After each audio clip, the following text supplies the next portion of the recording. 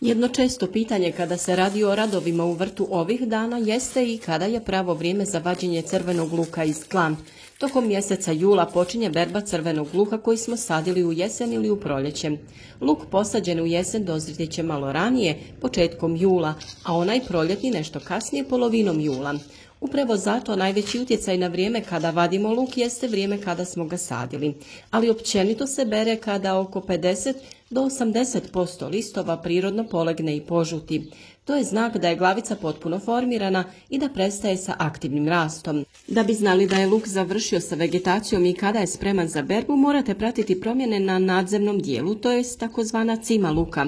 Tokom rasta ona je uspravna, a kada luk prestane rasti i počinje dozrijevati, ona se krene polijegati.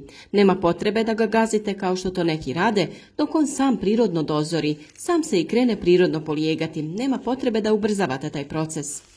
Dakle, čak nije potrebno ni čekati da se luk osuši u gredicama, polegnuto zeleno lišće je znak da je luk spreman za berbu. Ukoliko ga poberete odmah dok krene polijegati, luk je tada idealan za pletenje vijenaca jer ima dosta lista s kojim možete plesti. Pravilno odabrani trenutak vađenja osigurava čvrste i dugotrajne glavice za skladištenje. Za detaljne savjete i trikove o vađenju, sušenju i čuvanju crvenog luka pogledajte naš video na YouTube kanalu.